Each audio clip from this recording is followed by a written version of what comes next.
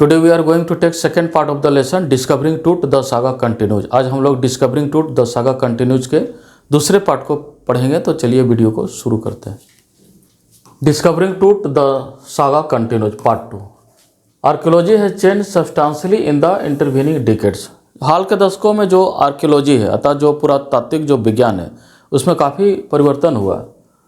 Focusing less on treasure, अब जो है खजानों पर कम फोकस किया जा रहा है और फोकस किस में हो रहा है? Fascinating details of life and intriguing mysteries of death. Life और डेथ के जो मिस्ट्री है, जो रहस्य है, उस पर फोकस किया जा रहा है। It also uses more sophisticated tools, कई सोफिस्टिकेटेड टूल्स का भी प्रयोग किया जा रहा है, जैसे कि मेडिकल टेक्नोलॉजी का प्रयोग।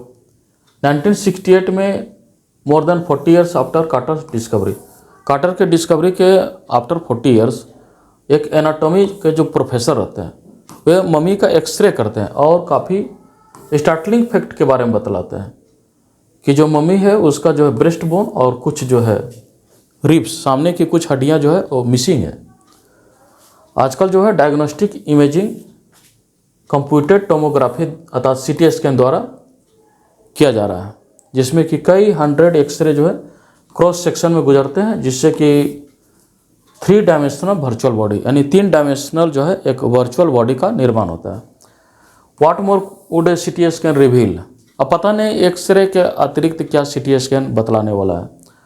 And could it answer 2 of the biggest question, क्या यह 2 बड़े क्वेश्चन का आंसर दे पाएगा कि how did he die and how old was he at the time of his death, कि उसकी मृत्यु किस तरह हुई और at the time of his death उसके एज क्या था।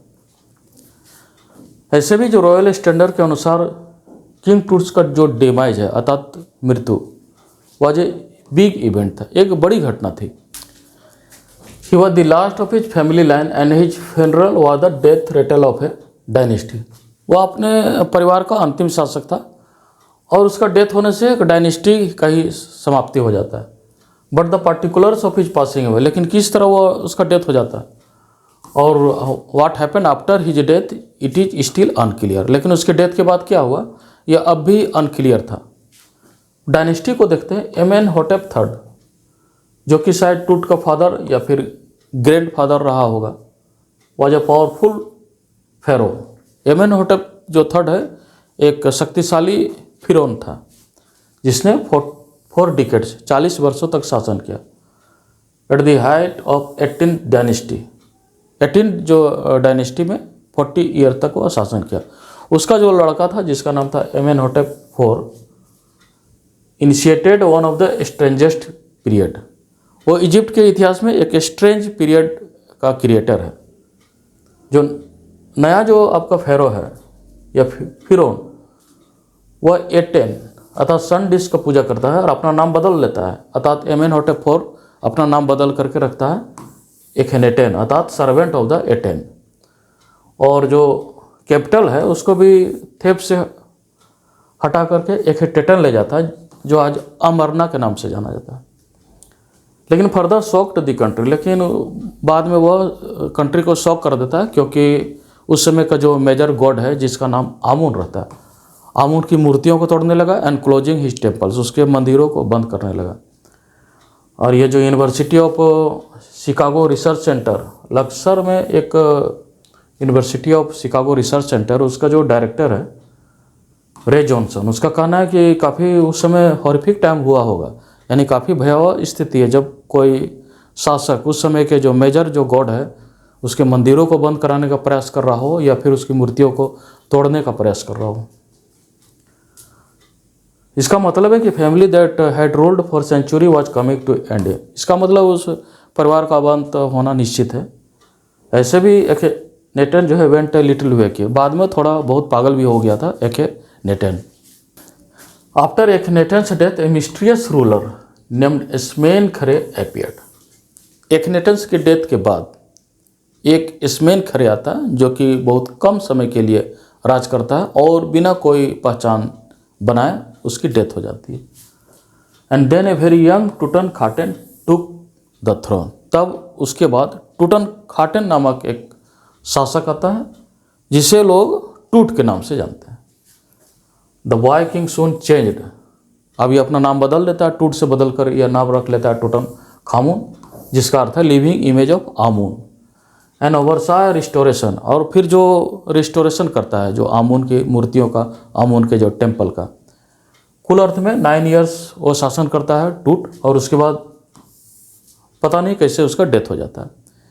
Regardless of his fame and speculation about his fate, उसके भाग्य या फिर उसके प्रसिद्धि के बारे में कोई विशेष क्या कहा जाए। लेकिन टूट is one of mummy among many in Egypt, लेकिन टूट भी इजिप्ट में मिलने वाले कई मम्मी में से एक है। कितने सारे, नो वन नोज, कोई नहीं जानता कितने मम्मी अब तक प्राप्त हुए हैं। द इजिप्शियन मम्मी प्रोजेक्ट, जो कि 2003 में प्रारंभ हुआ था, अब तक 600 मम्मी को खोज चुका है और इसकी संख्या बढ़ते जा रही है। अगला फेज होगा जो मम्मी प्राप्त हो रहा है उसका CT स्कैन करना। पोर्टेबल CT स्कैन के द्वारा उसका स्कैनिंग किया जाएगा, जिसे कि डोनेट किया गया किसके द्वारा, तो नेशनल ज्योग्राफी सोसाइटी। और जो सीमेंस है इसका जो मैन्युफैक्चर है उसके द्वारा डोनेट किया गया मशीन से होगा। किंग टूट जो है पहला ऐसा मम्मी होगा जिसका कि डेथ के बाद किया जा रहा है CT scan. A CT machine scan the mummy head to toe, जो CT जो मशीन है वो स्कैनिंग करता है और हेड से लेकर टो तक उसका स्कैनिंग करता है मम्मी का, और 1700 डिजिटल एक्सरे इमेज प्राप्त करता है क्रॉस सेक्शन में। टूट के हेड का तो कहिए कि 0.62 mm तक भी उसका CT स्कैन किया जाता है, ताकि कुछ एक इमेज प्राप्त हो सके डिटेल में विथ टूट्स एंटायर बॉडी। और इसी तरह टूट के पूरे बॉडी का CT स्कैन किया जाता है। स्पेशलिस्ट, कई टीम आए हुए हैं स्पेशलिस्ट का। स्पेशलिस्ट है रेडियोलॉजी, फॉरेंसिक साइंस, एनाटॉमी। ये सीक्रेट का पता करने के लिए आया है उस टूट का, जिसको कि कोई विंग्ड गॉड, विंग वाले जो गॉडेस जो है उसके कई सालों से प्रोटेक्ट कर रही थी। नाइट ऑफ द स्कैन, जिस दिन में होना था स्कैनिंग उसके रात में वर्कमैन जो है टूट को टॉम से बॉक्स में ऊपर लेकर आते हैं। Like pallbearer they climb the ramp, वे कुछ सीढ़ियों पर चले जाते हैं और फिर हाइड्रोलिक लिफ्ट के द्वारा उसे बाहर लाया जाता है, जो कि स्कैनर के साथ में रहता है। 20 minutes later 2 men emerge, 20 minute के बाद 2 आदमी दौड़ते हुए आते हैं और निकट के जो ऑफिस में वहाँ भाग कर जाते हैं। जब वे लोग लौटते हैं तो उसके साथ 2 फैन रहता है, white fan. $1 million scanner had quit, जो $1 million का स्कैनर रहता है वो बर्बाद हो चुका था क्योंकि उसमें सैंड उसके फैन में घुस जाता है। कर्स ऑफ द फिरौन जॉक द गार्ड नर्वसली, कोई गार्ड रहता है वो कहता है कि अब यही है फिरौन का श्राप। Eventually the substitute fans worked well enough to finish the procedure, किसी तरह से सब्स्टिट्यूट फैन अपना काम पूरा करता है और स्कैनिंग का काम पूरा हुआ। After checking no data had been lost, technician जब जांच लेता है कि कोई डाटा तो लॉस्ट नहीं हो गया, तब वो वर्कमैन को दे देता है वो मम्मी को, जो कि उसे पुनः ले जाकर टॉम में रख देते हैं, कब्र में रख देते हैं। इस तरह से less than 3 hours after he was removed, इस तरह से कॉफिन से बाहर किए हुए 3 घंटे के अंदर ही जो फिरौन है वो फिर उसी जगह पर रख दिया जाता है जहाँ बहुत पहले उसे प्रीस्ट ने रख छोड़ा था। बैक इन द ट्रेलर, जो गाड़ी है वहाँ पर जो टेक्नीशियन है अपना जो है टूट का इमेज को कंप्यूटर स्क्रीन पर देख रहे हैं। अब धीरे धीरे पिक्सल जो है कई पिक्सल हेड का रूप ले ले रहा है। अब टेक्नीशियन जो है उससे घुमा फिरा कर देखने का प्रयास कर रहा है। नेक वर्टिब्रा भी दिखाई पड़ रहा है, जैसे लगता है कोई एनाटॉमी का क्लास में बैठा हो। दूसरे इमेज भी दिखाई पड़ रहे हैं, जैसे hand, several views of rib cage दिखाई पड़ रहा है, और स्कल मतलब खोपड़ी इत्यादि अब स्पष्ट रूप कंप्यूटर स्क्रीन पर दिख रहा है। But for now the pressure was of, कुल अर्थ में अब प्रेशर जो है वह समाप्त हो चुका था।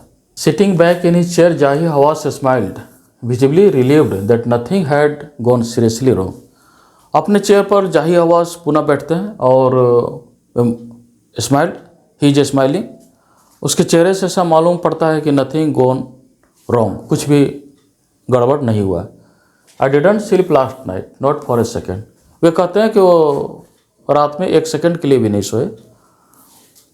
आई वॉज सो वरिड, मैं काफ़ी चिंतित था, और I think I will go and sleep, अब मैं सो सकता हूँ। By the time we left the trailer, तब तक हम लोग जो है ट्रेलर जो गाड़ी है उससे उतर चुके थे और सीढ़ी जो मेटल की थी उससे भी ज़मीन पर रख दिया था। विंड हैड स्टॉप्ड, हवा भी रुक चुकी थी।